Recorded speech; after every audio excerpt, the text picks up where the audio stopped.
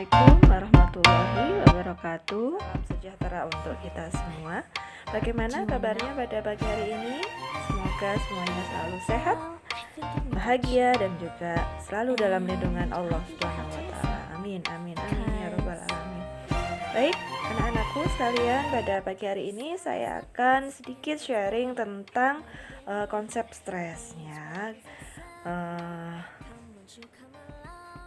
Kita akan bahas dulu definisi dari stres itu sendiri. Jadi menurut Hans Selye, dia menyebutkan bahwa stres ini adalah semua respon manusia yang bersifat non-spesifik terhadap setiap tuntutan kebutuhan yang ada di dalam dirinya. Sedangkan menurut Dadang Hawari, beliau menyebutkan bahwa stres ini adalah reaksi atau respon tubuh terhadap adanya suatu stresor psikososial, baik berupa tekanan mental ataupun beban kehidupan. Yang berikutnya adalah definisi stres menurut Soeharto Hirijan, di mana beliau menyebutkan bahwa stres ini adalah suatu kekuatan yang mendesak atau yang mencekam yang dapat menimbulkan suatu ketegangan dalam diri seseorang. Nah, jadi apa yang dapat kalian simpulkan? Adakah yang saat ini mengalami stres gitu? Ya, pasti ada ya. Ya, berikutnya adalah faktor-faktor yang menyebabkan stres ya. Di sini ada dua faktor, yaitu faktor intrinsik atau faktor dari dalam dan juga faktor ekstrinsik atau faktor dari luar ya. Jadi faktor intrinsik ini yaitu faktor yang berasal dari dalam individu itu sendiri. Contohnya dapat dilihat dari aspek fisiologik seperti kehamilan, menopause, kesakitan, dan juga dari aspek psikologik seperti frustasi, konflik, tekanan, dan juga krisis. Kemudian kalau dari faktor ekstrinsik itu adalah faktor yang berasal dari luar individu ya, seperti dari keluarga ataupun dari komunitas atau dari lingkungan di sekitar kita, seperti itu, atau di sekitar individu tersebut ya. Ini adalah lanjutan dari faktor-faktor stres tadi. Jadi bisa dari faktor biologis, herediter, konstitusi tubuh, kondisi fisik, neurofisiologik, dan juga neurohormonal. Dari faktor sosiokultural bisa juga dari faktor perkembangan kepribadiannya, pengalamannya, dan juga kondisi lain yang dapat mempengaruhinya. Jadi banyak faktor yang dapat menimbulkan stres pada individu, gitu ya. Ya, kemudian yang berikutnya adalah sumber stres ya. Ini jadi harus kalian pahami dan juga harus kalian hafalkan baik-baik masing-masing definisi dari sumber stres ini. Jadi ada 4 sumber stres. Yang pertama adalah frustasi. Frustasi ini timbul akibat kegagalan dalam mencapai tujuan ya, karena adanya suatu rintangan-rintangan yang menghalangi kita untuk mencapai tujuan itu ya, sehingga dapat menimbulkan frustasi seperti itu ya. Yang kedua adalah konflik, di mana konflik ini timbul karena kita atau individu tidak bisa memilih antara dua atau lebih keinginan ya, kebutuhan ataupun tujuan pada waktu yang bersamaan, sehingga menimbulkan adanya sumber stres yang disebut konflik.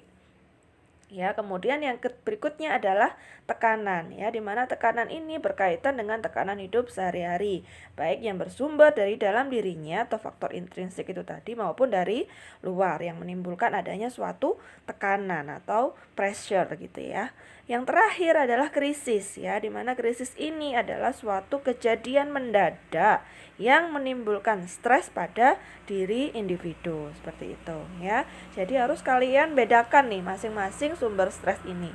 Jadi yang timbul akibat gagal mencapai suatu tujuan itu adalah yang disebut dengan frustasi. Yang timbul karena tidak bisa memilih ya antara dia atau dirinya gitu ya. Nah, ini nih biasanya yang dialami anak milenial nih, bingung, galau gitu ya, memilih satu di antara dua gitu ya. Dia atau dirinya, pilih aku atau dia gitu ya.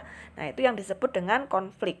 Kemudian yang berkaitan dengan tekanan hidup sehari-hari ini yang disebut dengan tekanan. Dan yang terakhir krisis. Krisis ini yaitu timbul karena adanya suatu kejadian yang mendadak, begitu ya.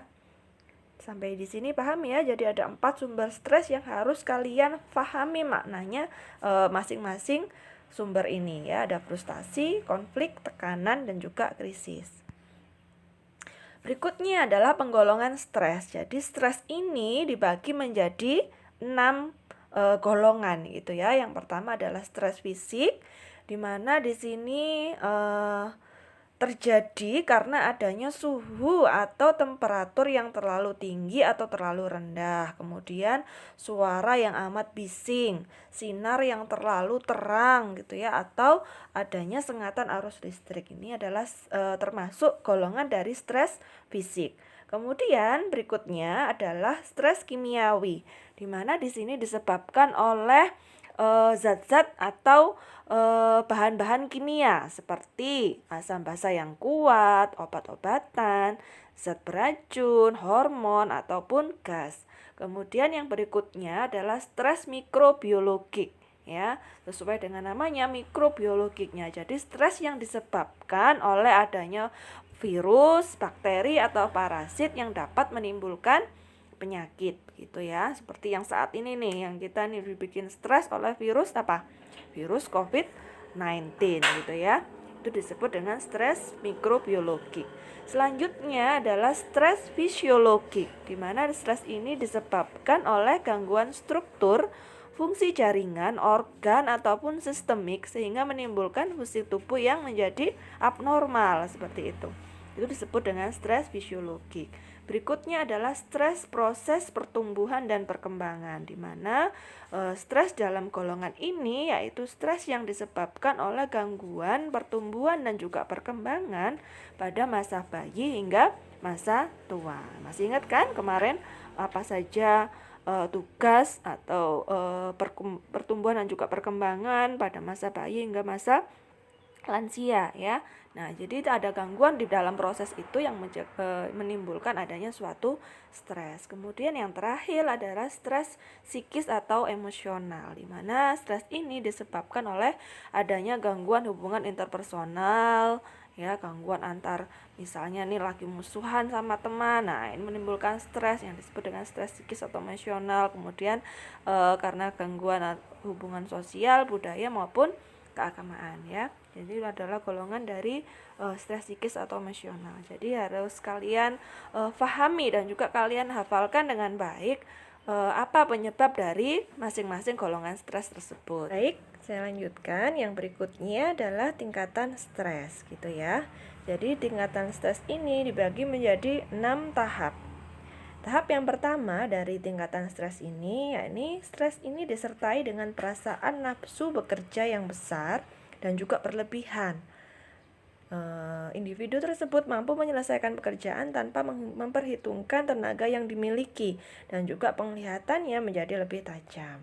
Ya, coba ada nggak yang seperti itu? Ketika kita stres malah kita jadi lebih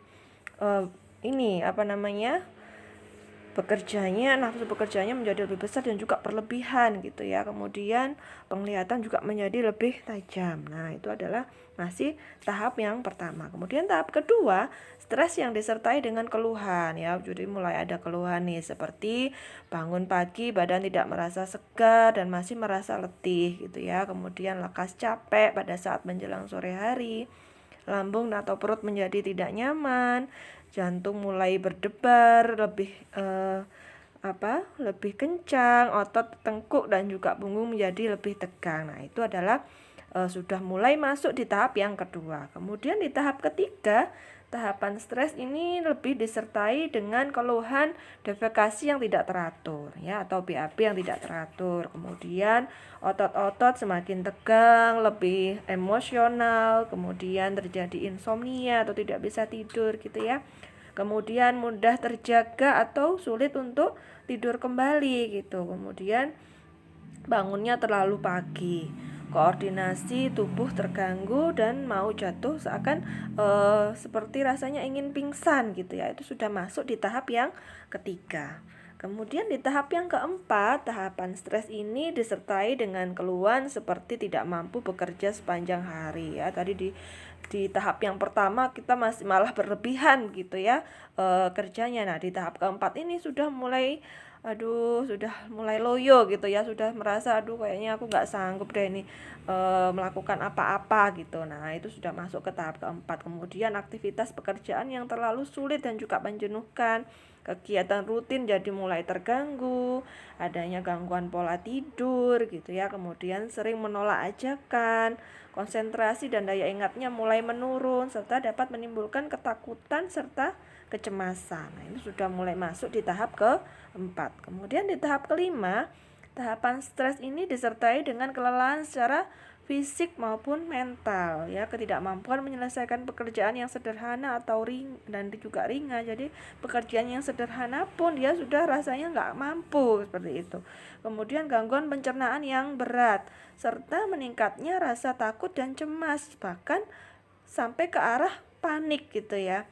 Itu sudah masuk di tahap kelima. Kemudian di tahap keenam dari tingkatan stres ini disertai dengan tanda-tanda seperti jantungnya berdebar keras gitu ya, seperti aduh kayak mau lepas gitu ya. Kemudian sesak nafas, badannya mulai gemetar, dingin dan juga keluar banyak keringat seperti itu. Ya, jadi harus kalian hafalkan masing-masing tahapan dari tingkatan stres ini ya. Jadi ada 6 tahapan tadi, per tahapan harus kalian pahami gitu ya. Berikutnya adalah reaksi tubuh terhadap stres ya, di mana di sini ada 2 reaksi tubuh terhadap stres yang kita sedang hadapi gitu ya.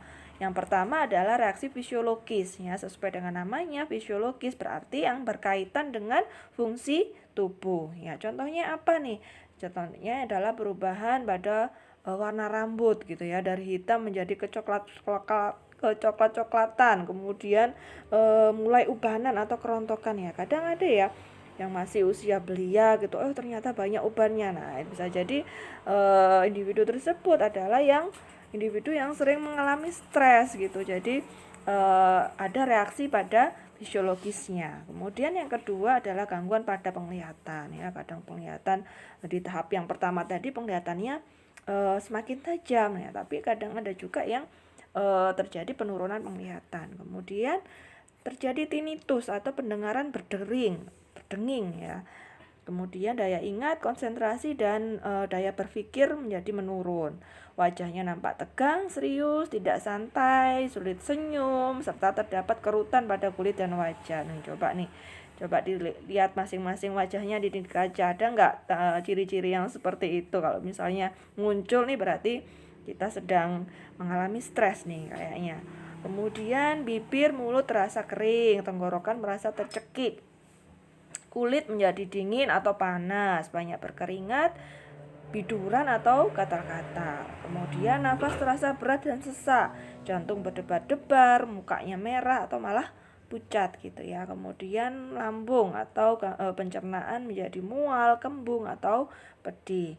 Kemudian bisa jadi juga muncul sering berkemih atau sering buang air kecil gitu ya. Kemudian otot menjadi sakit seperti ditusuk-tusuk, pegal ataupun menjadi lebih tegang. Kemudian bisa jadi juga reaksi tubuh yang muncul menimbulkan kadar gula yang meningkat gitu ya. Kemudian bisa mempengaruhi juga dari libido, bisa menurun ataupun meningkatnya. Ini adalah reaksi-reaksi tubuh dari segi fisiologis terhadap adanya stres yang terjadi pada individu. Jadi masing-masing individu tentu reaksi tubuhnya terhadap stresor ini akan berbeda seperti itu. Kemudian untuk reaksi terhadap psikologisnya di sini bisa muncul kecemasan, kemarahan dan juga agresi gitu ya. Bahkan masih kalau sudah agresi ini yang mungkin harus mendapat perhatian ya, karena dia sudah melakukan perilaku kekerasan seperti itu. Kemudian bisa jadi juga reaksinya adalah timbul depresi seperti itu ya. Jadi harus kita pahami kembali reaksi tubuh terhadap stres ada 2, yaitu reaksi fisiologis, yaitu yang berkaitan dengan fungsi tubuh seperti yang saya sampaikan tadi, dan juga reaksi psikologis seperti itu. Ya, terima kasih atas perhatiannya. Semoga sharing pada pagi hari ini bermanfaat. Wabillahi taufiq wal hidayah. Wassalamualaikum warahmatullahi wabarakatuh.